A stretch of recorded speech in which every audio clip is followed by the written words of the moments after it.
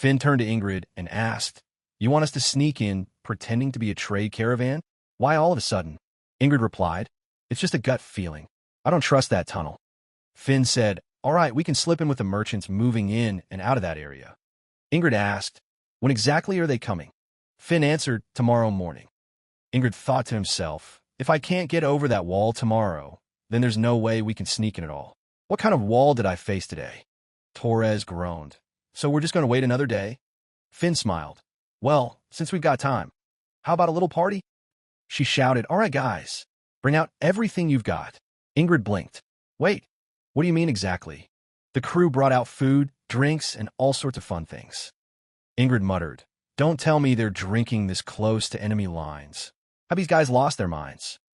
Ingrid asked, "Isn't it dangerous to let our guard down like this?" Finn replied, "Being too tense is just as bad. When your body's tight, your vision gets blurry and your focus slips." "Come drink with us," she said. "You're as stiff as a rock." Ingrid thought to himself, "I always believed pushing myself to the edge was the only way to survive. But maybe she's right. I've been seeing things too narrowly. I kept thinking the only way forward was to keep pushing. I needed to stop, clear my mind. Pushing blindly won't solve anything." Today finally had meaning. Then he drew his sword. Finn said, "I told him to take it easy, but what is he doing?" Torres answered, "That is him relaxing." Finn glanced over at Ingrid as he swung his sword rhythmically. She chuckled. "No complaints here. That body of his is worth watching anyway." Night fell, and the red moon rose. Strangely enough, there were two moons in this world. Ingrid said, "I learned something else today. That alone makes the day worth it. If there's a wall to face, then it's time I face the third one." One squad of guards stood ready at the ambush point near the rat's den. The witch was positioned by the castle wall. This time, someone was going to block their way. Then we saw them, the werewolves. They began gathering around Ingrid's location. Finn and Torres both looked stunned. Ingrid stayed composed, but deep down he thought, "That sound, isn't that the same pack we saw before?" The werewolf charged directly toward our hero's team. "Run as fast as you can," Finn shouted to the others. But it was too late. They were surrounded by the werewolf pack. Torres said, "Just one of these things takes 10 soldiers. There are 20 of them, and we're only 7. We're done for, guys. We're dead." Finn said, "There weren't any signs of monsters nearby. Where did they even come from?" Ingrid thought, "I didn't even sense their killing intent. It's camouflage. Is this some trick from the witch? Letitia?" Suddenly, the werewolves howled. Ingrid activated his domain. "I said I make the most of today, but that doesn't mean I'll just give up." The first werewolf lunged straight at him. He saw the claws coming, thanks to his domain. He narrowly dodged the strike. "They're attacking from every direction," Ingrid thought. "I can't counter. Focusing on just one point limits my vision." Another werewolf swung at him. He barely blocked it with his sword. "If narrow vision is the problem," he told himself, "then I'll just expand it." He widened his field of awareness, just in time to witness Torres being torn apart, and Finn being devoured alive. Even knowing this would repeat again and again, seeing death happen so brutally still hurt like hell. He struck the werewolf in front of him. The blade landed right across its face. But another wolf came from behind. It punched Ingrid right in the gut. "Did it just outsmart me?" Ingrid thought. "This one's way smarter than the others. Is it their leader?" It looked completely different from the rest. It grabbed Ingrid tightly and slammed him again. He looked around and saw a horde of werewolves waiting to tear him apart. He also saw the bodies of all his fallen comrades. Suddenly, the boatman appeared. "It doesn't matter which wall you choose," he said. "They're all tough. As long as the day resets, you'll keep reliving this. So tell me, are you still enjoying this?" "I feel awful," Ingrid whispered. Finn asked why.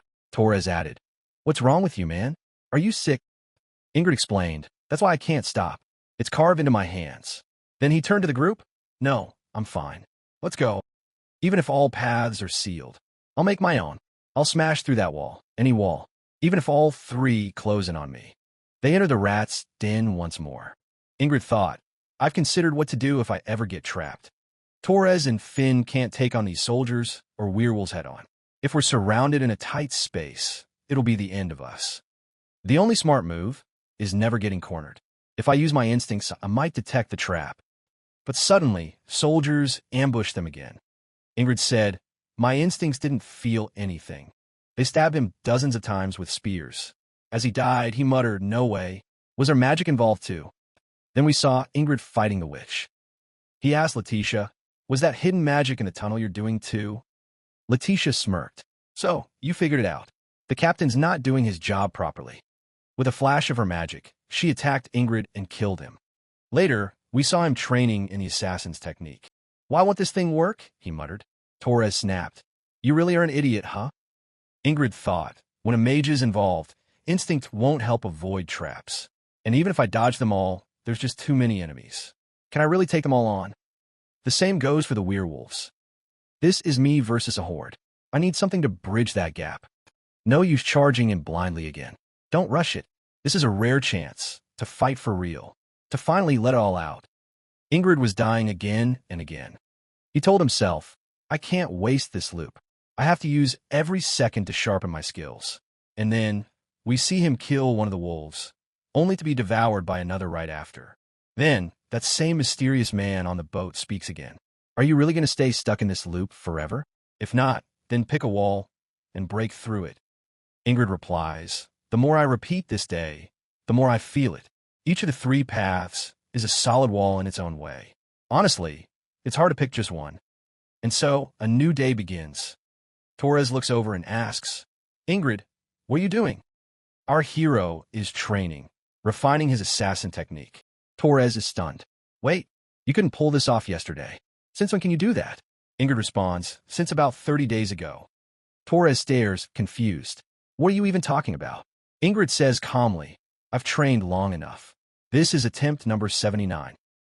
I'm ready to break through the wall and move on to tomorrow. Then he adds, we've still got time before we head to the tunnel, right? Can someone quickly make a small pouch? Wrist-sized. I need to tie it here. One soldier nods, sure, easy. Then Ingrid adds, those boots, there's something in them, right? What was it, Fane? Fane replies, yeah, I stuffed some cloth inside to muffle my footsteps. There are lots of sensitive monsters in the area. Ingrid says, let's do that too, Torres. Torres frowns, huh? Me too. Ingrid replies, they said there are monsters around. Fane adds, though it's not certain we'll run into any. As they walk through the cave, Fane asks, have you ever worked as a scout before? Ingrid shakes his head, no, never. Fane chuckles, even with the cloth in your shoes, walking that quietly is no joke. Ingrid thinks to himself, I've kept training through this repeating day. If you want to survive the tunnel, you need to spot the ambush first and break a hole in their formation. It's almost impossible to notice traps in the dark. But I've got an expert right here. Then he asks Fane, what if the enemy is waiting for us inside? Fane answers, chances are slim. But if they are, we retreat. Ingrid presses, and if our escape route is blocked? What's the size of this tunnel? Height, width? If we're trapped for both ends, are there any side paths? Torres grins. Hey Ingrid, what's with all the questions? You scared or something? Got a bad feeling? Ingrid stays serious. If there are armed troops waiting up ahead, we're all as good as dead. Fane sighs. If you're that scared, maybe you shouldn't join at all. Better than spouting doom like this. Ingrid replies, I'm just saying, we need to be more cautious. You get what I mean, right? Fane looks at him thoughtfully. Ingrid reflects. There's a way to move my team exactly how I want. I can't brute force things like I did during the tall grass loop, back when I chose Aspen's camp. This time, I have to convince them. That pressure, the one that Guy released back at the clinic, that dominating will, it said more than 100 words ever could. Fane nods. All right, I'll admit it. I've been too easygoing. Ingrid smiles. There it is. The mood around Fane just shifted. Soon as she got serious. Fane looks down at the ground. That's weird. There were footprints. 2 of them. Erased on purpose. She suddenly freezes. Something's wrong. Something's off. Everyone, search the area now. Then regroup. First, we need to secure our escape route. The trio hide, just in time, as the crossbow knights approach. Ingrid says the crossbows, their role is to cut off our retreat. Then suddenly, he charges toward the crossbowman, still unseen in the dark, and shouts, Message! I've got a message from the captain. Torres yells, What the hell is that idiot doing? Fane is equally stunned. One soldier says, A messenger? No one said anything about a messenger. Ingrid thinks to himself, All right, it starts now. Time to put my plan into action and destroy everything in my way. He speaks again, I'm a messenger from Captain Roger. Ingrid smirks inwardly. I got his name from Lichia in the last loop. She said Captain Roger was slacking on duty. In this darkness, they can't see my face or uniform. Perfect. Then he shouts. We're under attack. Monsters are closing in. They're coming from this direction. The crossbowmen blink in confusion. Wait, what do you mean?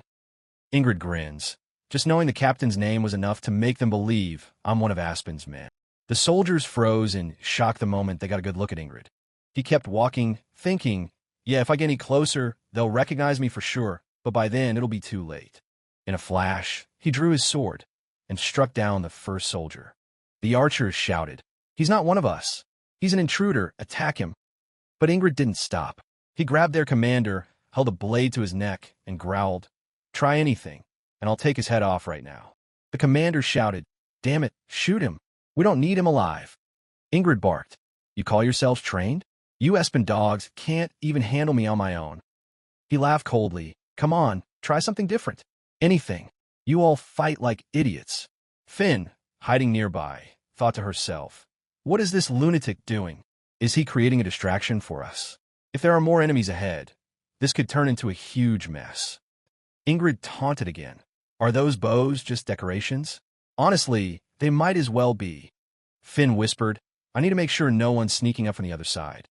Ingrid kept mocking. If your feet aren't tied down by rocks, then move, do something. Is this really how Roger trained you? Finn hissed.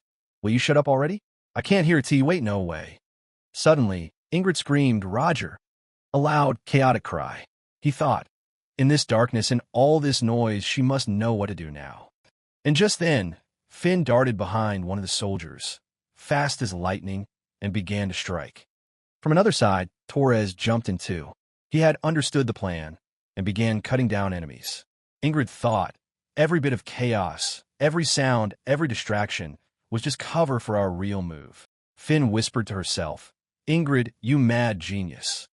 Suddenly, the archer shouted, there's something behind us, more intruders. But it was too late. Torres and Finn had already finished them all off.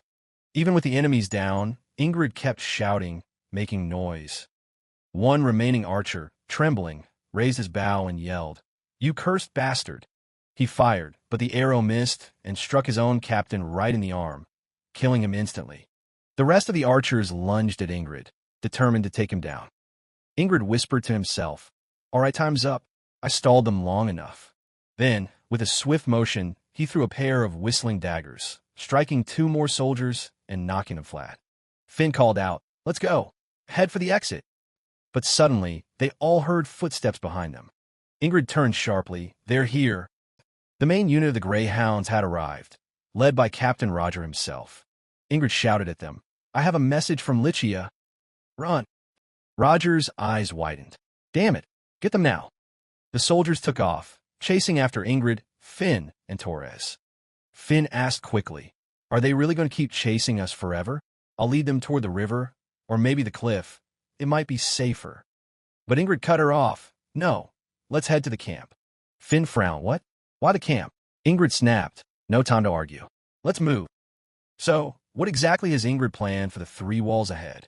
How will he survive today's cycle? All that, and more, is coming in the next chapters of Ingrid, Night of the End. And hey, if you made it this far into the video, type smoked fish in the comments.